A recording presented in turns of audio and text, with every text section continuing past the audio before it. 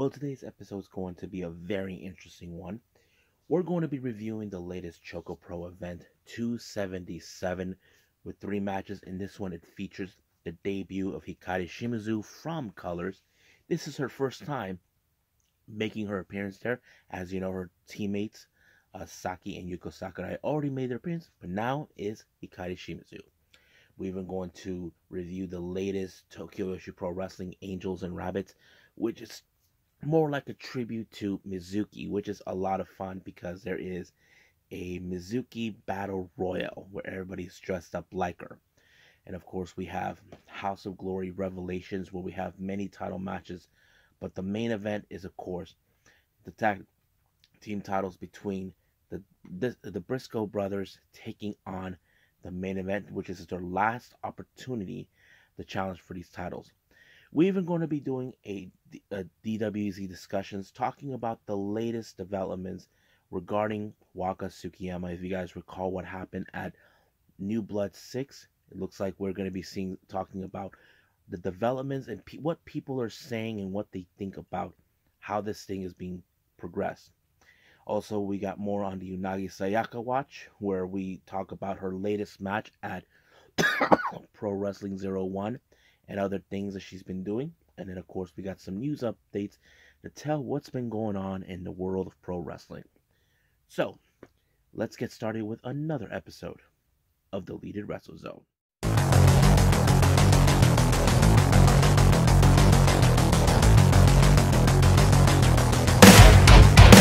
Are you ready?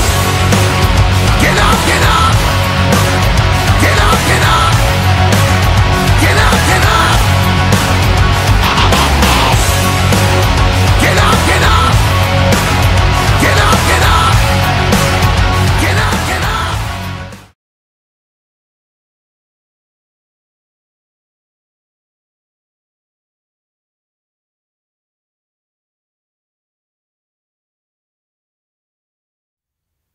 Welcome everybody to the Deleted Wrestle Zone, all things that is pro wrestling with AEW, NXT, New Japan Pro Wrestling, Impact Wrestling, the National Wrestling Alliance, various promotions, wrestlers, matches, and championships.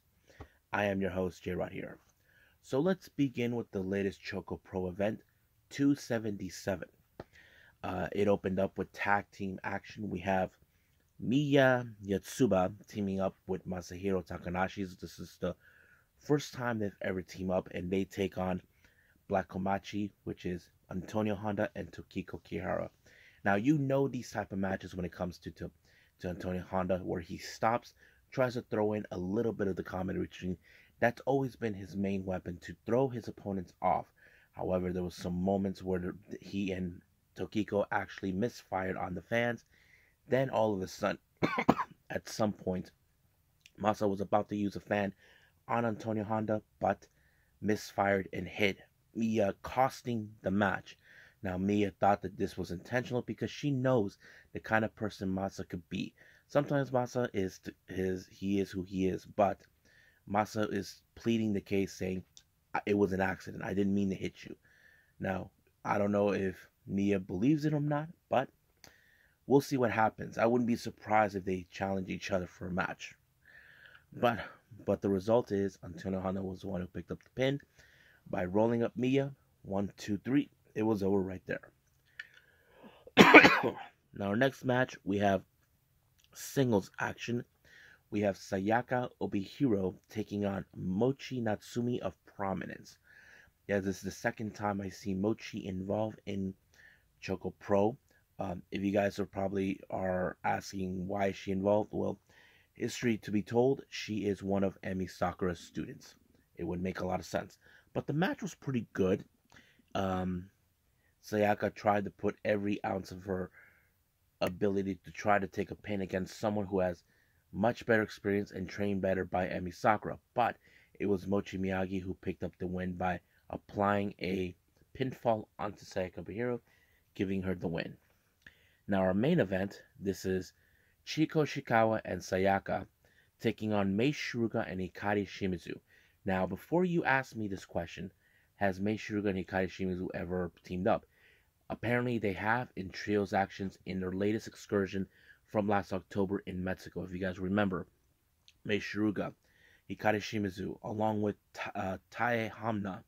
They were part of the the ladies Grand Prix tournament, and of course, people thought that in their minds that Mei Shiruga should have won, and she gained a lot of popularity down in Mexico. And Hikari Shimizu is always up to team up with her, and I think they work very well together. And I think because of their experience in Mexico, gave them the upper hand. Now, despite the fact that the advantage could have gone to Sayaka and Chi because these two know each other, they're part of the fourth generation of girls in Gatoh Move, that would have given them the edge. But no, basically the way that Mei Shiruga and Hikari Shimizu worked together made the difference. But it was, of course, the pinfall by Mei Shiruga to Chiko Shikawa that gave them the victory. So I thought it was pretty fun. And I can't wait to see, hopefully, Hikari Shimizu can be the next person to join, and Hikari Shimizu be there. And I wouldn't be surprised if all members of Colors actually show up. Now, for our last part of the show, we have the Jonkin tournament. Mei Shiruga was eliminated, so was Hikari.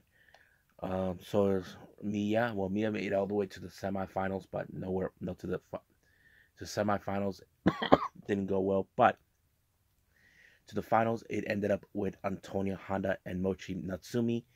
It was Mochi Natsumi with scissors and Honda with paper. And this is the first time that Mochi Natsumi picks up a win in ChocoPro for the Jonkin tournament, despite that she never imagined she would win a piece of chocolate. So hopefully we see more of her. I wouldn't be surprised if other members of prominence show up, but I'll take Mochi Natsumi actually. And I think that's pretty much it what we have for ChocoPro. I believe it's time for Tokyo Joshi Pro Wrestling.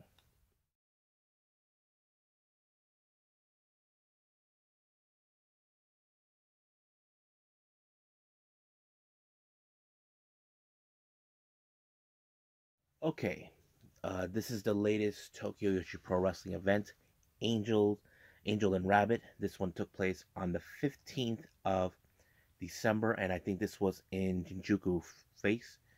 It opened up, of course, with forgot the ring announcer's name, but she introduced two of trainees that were in there, forgot their names, and then of course the Up girls took the stage to do their thing. But our opening match, we have Yujiro Nagano taking on Shoko Nakajima.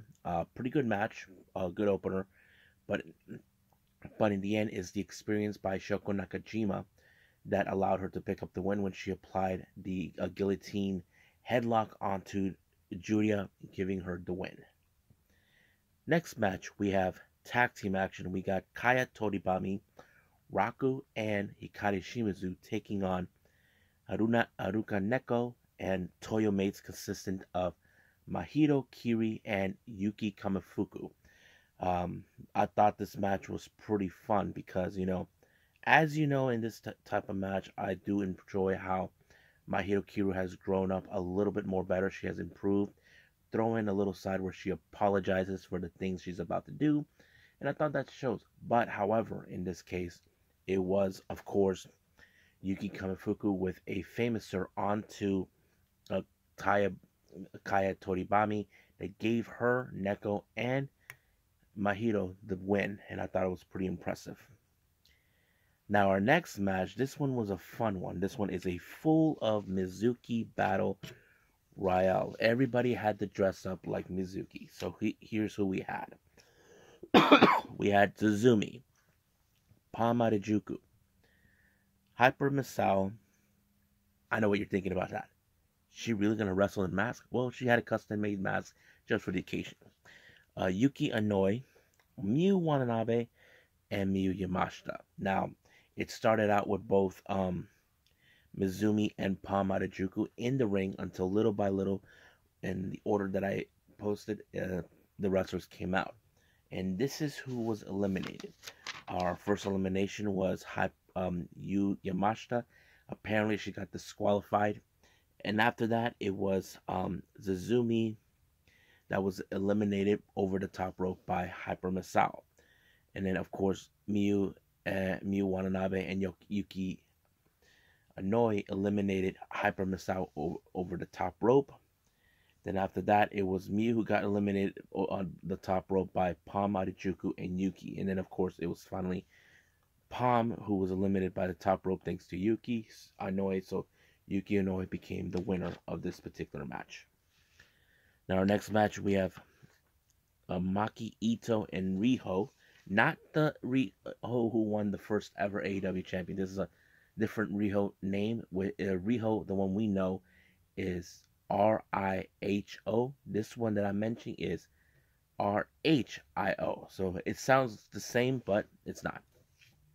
So they take on Moka Miyamoto and Yuki Arai, our current tag champion. I thought this match showed a little bit of the aggressiveness coming from Riho. It showed why she's shown a little bit of the dominance, but it was in fact a somewhat similar to the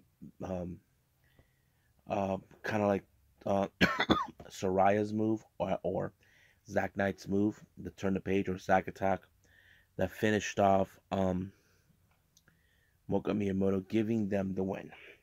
Now our main event. This was a very unusual pairing, but it did work. As you know, the Magical Sugar Rabbits, Yuka Sakazaki and Mizuki, had to work with different partners. Yuka Sakazaki teamed up with Nao Kakuta, while Mizuki teamed up with Rika Tatsumi.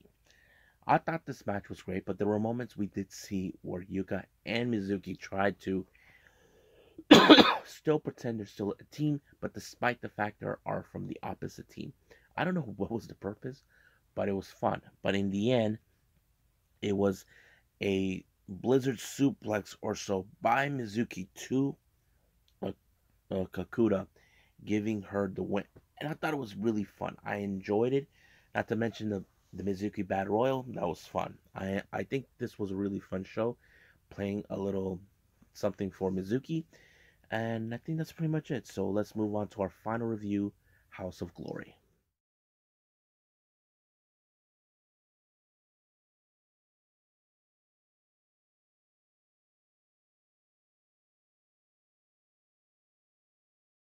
House of Glory Revelations. This took place on the 17th.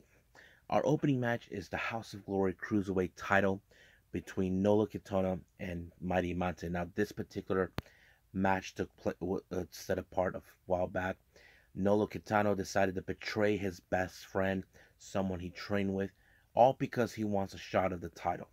And of course, you probably would have guessed it in this way. It would have taken Nolo Kitano every ounce of power tried to stop him, but it was Mighty Mante who pinned Nolo Kitano in order to retain the title. But however, in the post-match, his little henchmen, Ninja 1 and Ninja 2, showed up to show a beatdown on Mighty Mante. But you can tell by the look when he grabbed the Cruiserweight title, this thing between him and Mighty Mante is far, far from over. He will do anything to get another opportunity. That's what I can tell from him. Now, our next match, we have one called Manders versus Carlos La Sombra Ramirez. Well, Ramirez decided to attack Manders before he got to the ring. The match went into a ballsy brawl type match, but it was Ramirez with a pump handle pile driver onto Manders that gave him the win. So, as you know, Ramirez, he likes to beat up his opponent no matter what. Our next match is the House of Glory Women's Championship between Masha Slamovich and Ultraviolet. Now, this was a much brutal match because we've seen what Masha Slamovich is capable of. She is someone that shouldn't be taken lightly. But in this case, we normally would see possibly Masha Slamovich try to beat down Violet, but Violet was able to overturn it when she applied a victory roll onto Masha Slamovich to retain the title. But no doubt in my mind that, of course, Natalia Markova will be keeping an eye out on Violet, hopefully to get her belt back. Now, our next match, we have the House of Glory Crown Jewel title between challenger Lince Dorada taking on that sadistic SOB, Charles Mason. Now, you know how Charles Mason is. He is so sadistic, he would do anything. He even mentioned ripping off the mask off Lince Dorado. He doesn't care, and that kind of sets in. But many of the momentum went to Lince Dorado, who was able to use his high-flying maneuvers to put him at bay. But, however, that piece of garbage disrespected the mask by removing it. Lince Dorado was able to hold on as long as possible by covering his face, but it took a chokehold by Charles Mason to retain the title. But sooner or later, someone has to beat him for that. Now our next match we have is the House of Glory heavyweight title. We have Nick Aldis making his debut, taking on Jacob Fatu. Now, before the bell rings, he talked about how he respects Fatu because of his ability in the ring, what he can do.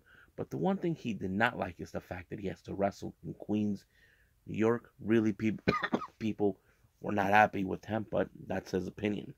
The match was pretty solid, pretty great. Two heavyweight competitors, but it was Jacob Fatu with his infamous moonsault that was able to seal the deal for him to win the match. So it was great.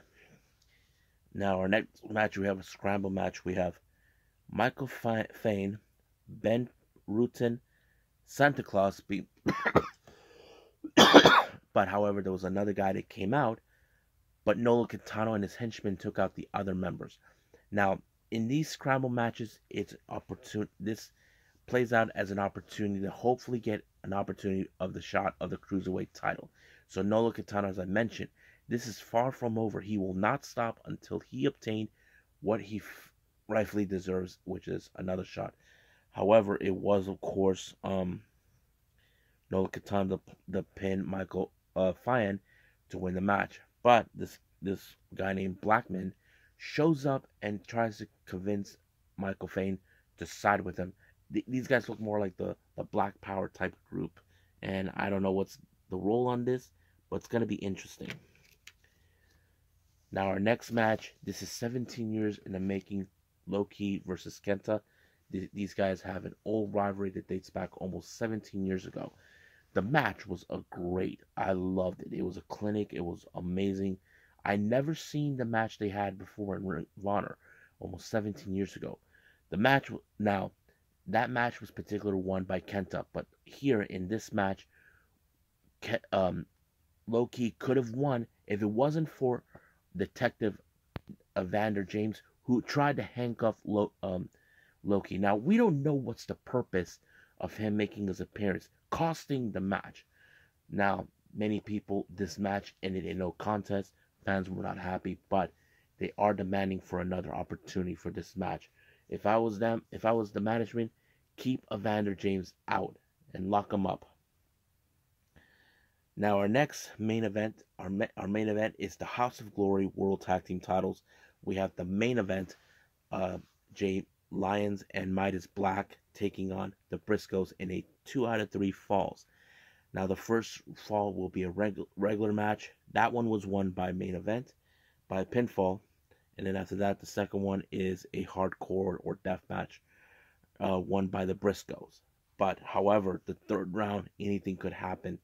It went amazingly, but it was, of course, the main event that was able to pick up 2 grand finales in order to win and become our brand new House of Glory's World Tag Team Champions. Now, it wouldn't be surprising now that they're champions, they have a huge target in their back. That is something we definitely going to be seeing down the line, but we just got to wait and see. And I think that's pretty much it with House of Glory. I believe it's time to do DWZ Discussions. Get the guns, the drugs, from my generation, I'll take the fall, the stage, and across the nation, and it's a sin, the guns, the fake, the fraud, the messing with me, come on, come on, come on, let's get it on. Move to the music, play that fucking music, move it to the music, yeah. Move to my music, play that fucking music, live through my music, yeah. Now get the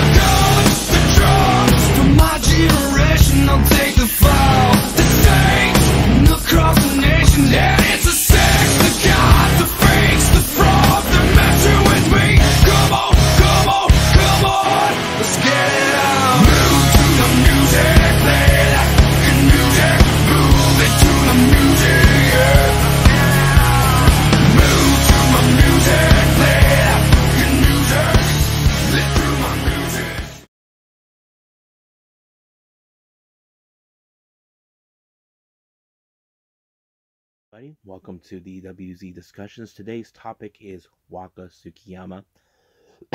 If you guys been following what's been going on with Waka recently, then yes, that's what this is about. But let's do a little recap to know who she is. Waka Tsukiyama, as you guys know, she was born in New York City back in 1992. She's only 30 years old. She's only 5 foot. Debuted as a pro wrestling 2 years ago. She studied at the Hokkaido University, and of course, she started out wrestling at Risk Girls from 2020 to 2021 until she made her way to stardom. That very particular year on September 6th. Now, she initially came from Actress Girls. There was a lot of questions that were being asked afterwards about Actress Girls, but that's another conversation for another time.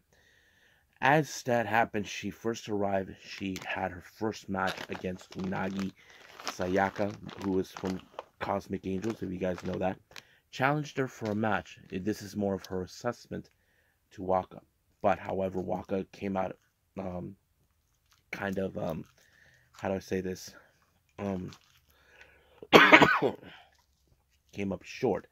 But in recent times, she teamed up with Lady C, since those two were the only ones at the time who were not affiliated with any faction at the time, with any unit.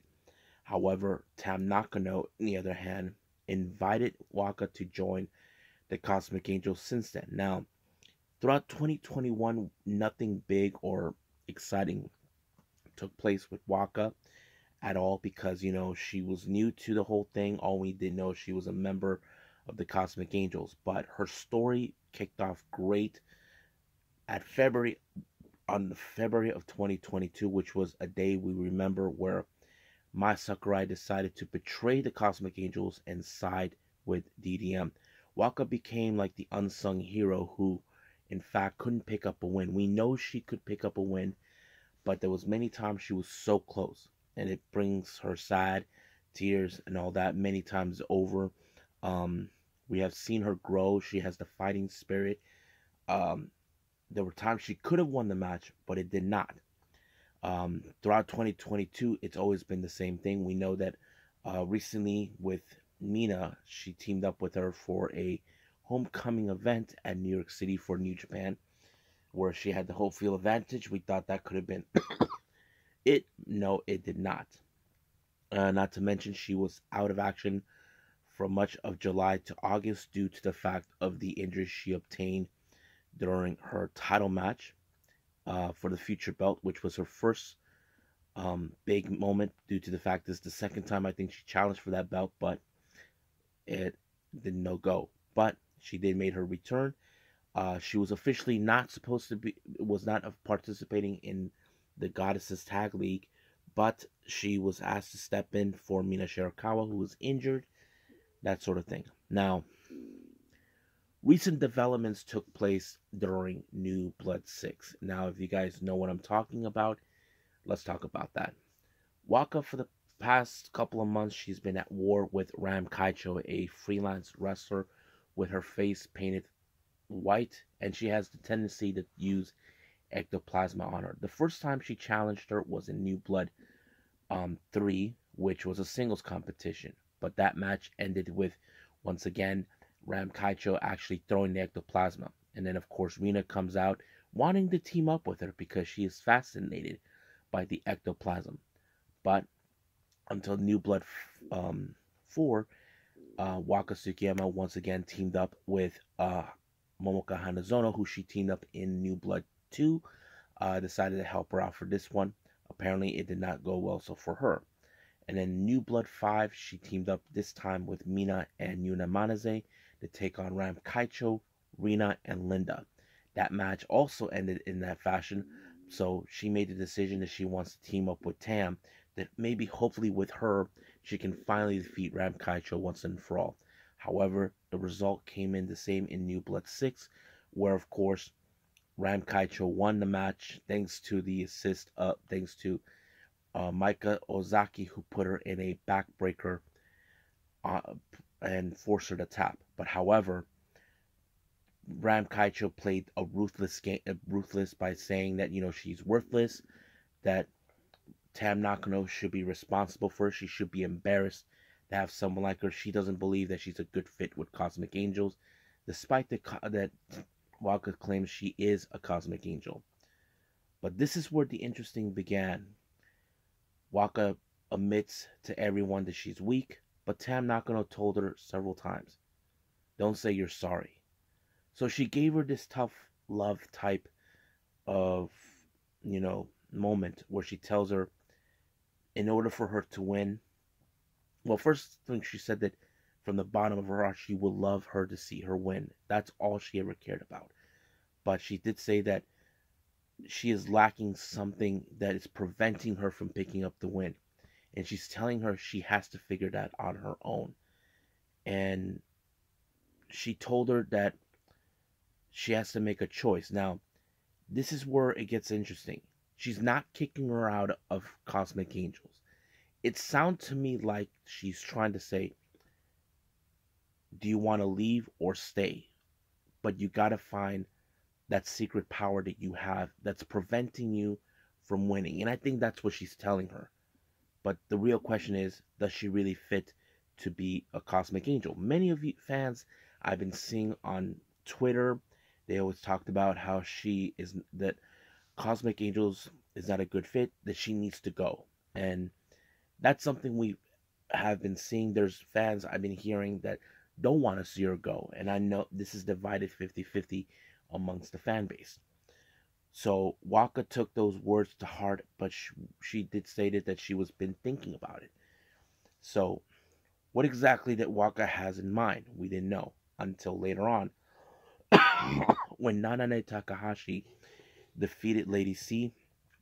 Lady C refuses to join her unit, but she appreciated the injection of passion that she put onto her. And then, of course, Waka shows up. And this is the second time that Waka has the guts to step up to someone who is far more better and dangerous than her. The first time was with Suzuki back in New Blood 2, where she challenged her in a match later on in Flashing Champions, where she teamed up with Unagi and Mina, where she came up short. But this time, Waka asked for the injection of passion on the next New Blood. But however, Maneze wasn't 100% sure why she would want that. She officially thought that she was going to leave Cosmic Angels and join her army, but it did not happen. So she cried her eyes out, telling her she wants to be strong. She wants to be. So Nanane understand what she's asking. But she was fully aware of what she was getting herself into when she said that she wants to get involved in the preliminary match on the 24th of December at Corkin Hall. So basically she's telling her, bring your passion to my heart on that day. Do your best. So this is more of an assessment for Nanane Takahashi to see if she does have the passion. And I think that's something that it's lacking. So we will see. Now, for the record, I haven't seen the latest Stardom shows that took place this weekend. Now, on the 17th of December, Cosmic Angels were in a match against, I forgot who they're facing. I think it was Stars. Yes, it was Stars. But once again, Waka got herself the losing part of the match. But once the match was over, Tam and Natsupoi tried to comfort her. However, Waka wasn't having it. She pushed them to the side and walked alone. We don't know what that meant, but it seems like maybe Waka's giving herself some thought about the losses she's been suffering, all this and that. And then, of course, this recent event took place. We were supposed to have Waka to be participating in a match against Oedo Tai, consistent of Saki Kashima, Ruka, and Natsuko Tora, but it did not go that well. Natsuko Tora ended up in a three-way, but no Waka. So we don't know what's been going on. Many fans were a little concerned over her well-being because no one knew what happened. But the obvious question does remain. Is this the sign where Waka decides that she needs to leave Cosmic Angels and go to another unit? Or will we finally get her first win? anything could happen. We know she'll be involved in the 24th of December event in Corkin Hall. There's the possibility she could participate in the Stardom Rumble match that will take place, that will start out the show, that sort of thing. I'm looking forward to it. But for some of you guys, I need you to tell me, do you think Waka should leave or stay once she finds that passion that she needs in order to pick up the win? So we will see what happens then. And I think that's pretty much it for our discussions.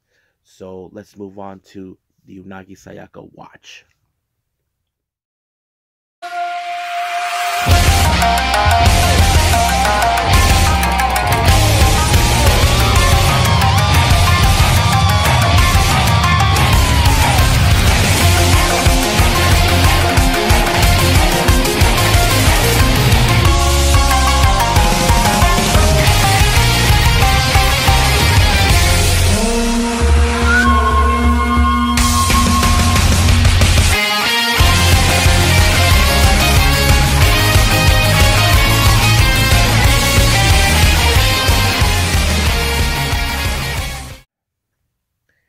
Hey everybody, welcome to the Unagi Sayaka Watch.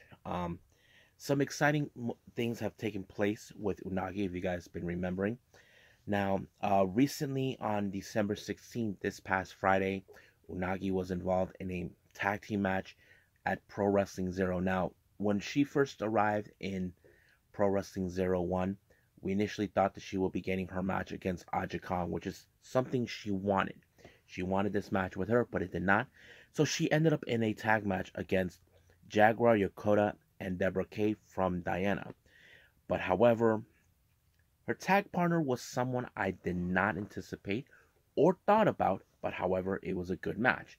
Her partner turned out to be Momoka Hanazono. Now, if you guys remember, I made a discussion about her, how she's an absolute terror. She's a fantastic wrestler, but the only problem that we have is she's not giving herself enough exposure. She'd rather be wrestling in her native town of Osaka, Japan. And I was surprised that she teamed up. Now, the obvious thing is Momoka has a connection towards Unagi through Waka. If you guys remember, Momoka has teamed up with Waka Tsukiyama twice in New Blood 2 and New Blood 5 was it 5 or 4? In New Blood 4, and I think that's what made the connection. And they feel like they got along great, but however, they did not win the match. It ended up winning to Jaguar was the one who pinned Momoka in order to pick up the win. But I have to say, having her as her partner was great. I know that Unagi doesn't have enough people that she could rely on, if like what we saw with Rina Mikura, who was the only person she could align herself with. You got to remember, since Rina's a member of Colors, she has an is allied with the Cosmic Angel, so it would make more sense. Now, some interesting things was told. Unagi Sayaka has appeared recently in 2 YouTube appearances, one by Aikawa Yuzuki. If you guys remember, she was the first ever white belt champion. There's an interview with her on her YouTube channel. You should check it out. And of course, there's one that Unagi made recently with Bull Nakano. She is a veteran in the Joshi Wrestling. It's great that she's been doing that. So I'm sure the translation is not going to be 100% clear, but try to find yourself a Japanese friend who may try to translate it for you or try to do some subtitles. That depends. For her schedule, let's talk about that. On her next appearance will be on the 23rd of December, which is this Friday. She will be in Sendai Girls to facing off against Chihiro Hashimoto. This is a match that was already been planned on. And then after that, she'll be wrestling in Marvelous on December 25th against Shikayo Nagashima, who will be trying to get her money back or something like that. But she has to wear her old ring gear from Tokyo Pro, which is, of course, the Unagi Iwamari which is very embarrassing for her, but that's how she wants it. And then, of course, on the 29th of December, she'll be appearing in the comeback match with Mina Shirakawa to take on DDM, Mai Sakurai, and Tekla. And then finally, she will be making another appearance with World Women Pro Wrestling Diana on the 21st. No opponent or match has been announced for that, but she is booked to be in that particular match. And I think that's pretty much it. But I want to put this out just to put this like a speculation. If you guys remember, recently I put out this new episode, this special episode, talking about the Stardom press conference involving the Derby, the Triangle Derby, the Trios League. As you know, there is a mystery team. Many people believe that one of the two of the three people could be Mina Shirakawa and Unagi. That is something we can speculate. That is a possibility they can come back. But the third person, that someone I already talked about, there is the possibility that could be either Kairi or Sasha Banks. But we wouldn't know until the day comes. Now, I wouldn't be surprised if they announce for that mystery team on the 29th of December, because the way I see it, the tournament begins on January 3rd. But however, there is a bit of a problem. Unagi will be wrestling on the 21st against Diana, but if that's the case, then she will be pulling a double header. It's been done before. I've seen that with Saki, who was at Stardom and at J Stage, which is very interesting. So we will see when that happens. And I think that's pretty much it what we have. So let's move on to news updates.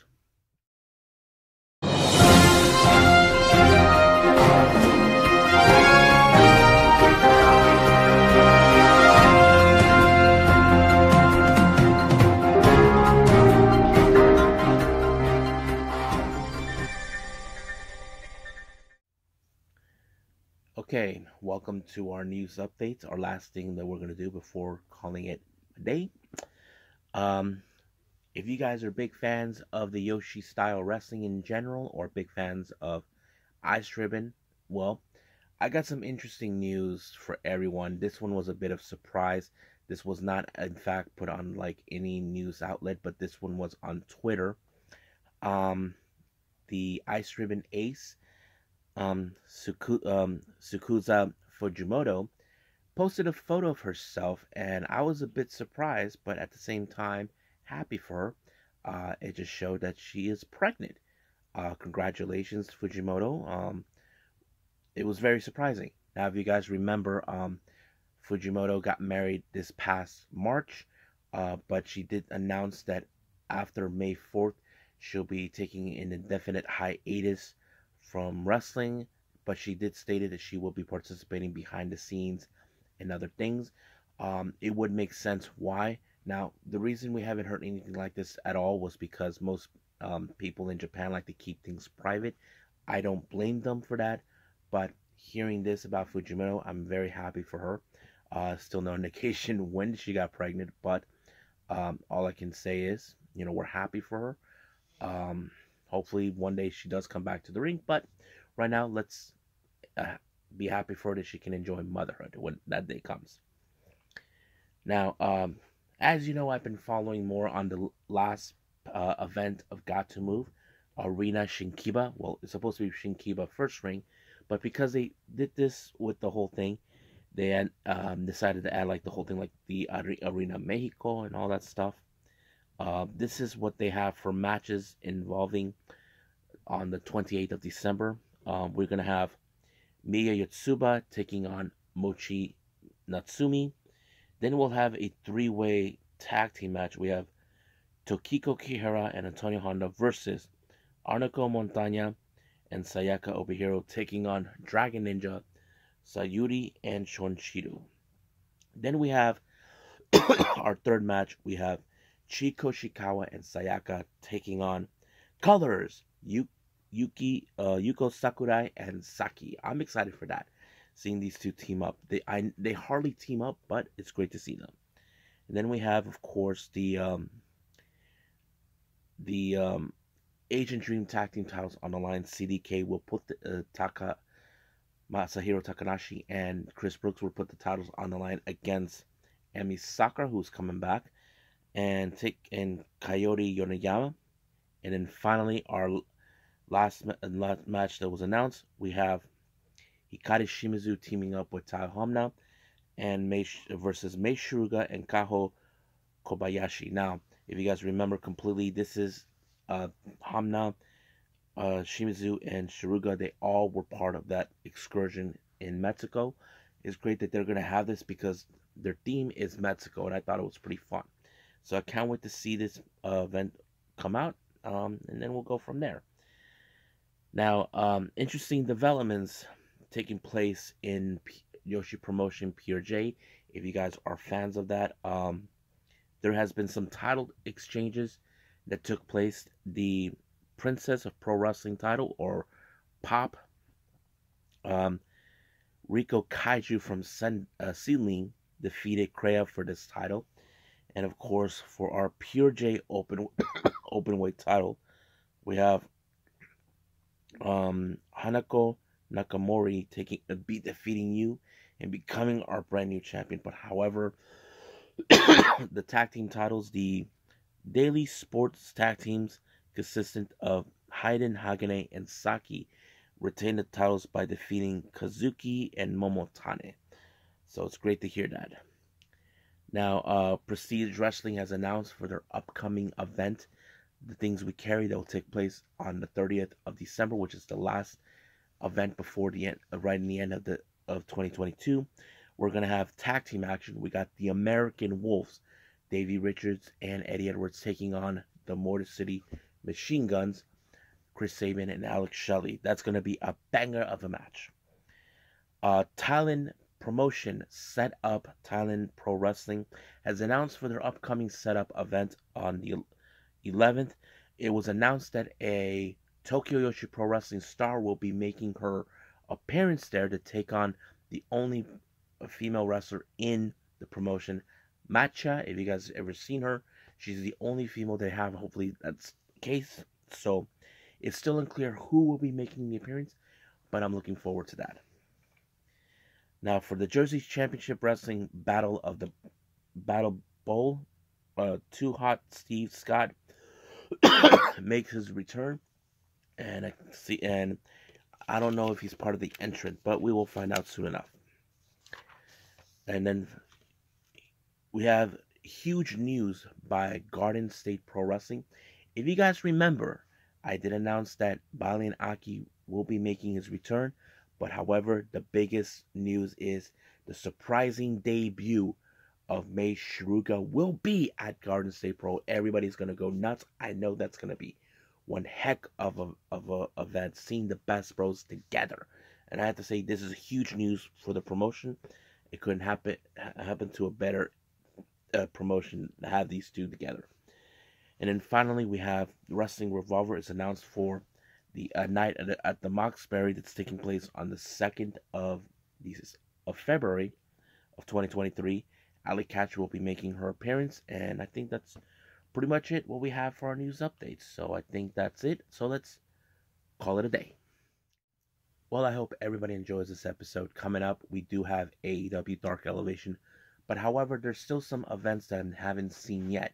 We do have H2O, also for the acronym for Hustle Hardcore Organization, with Cosmic Chaos that took place on the 9th. We do have some other events taking place that took place on that particular around the month of December. And of course, they even posted the New Japan events, Tamashi, that took place in New Zealand or Australia, somewhere out there. So I haven't decided yet what I'm going to do, but AEW Dark Elevation is at the top of the list.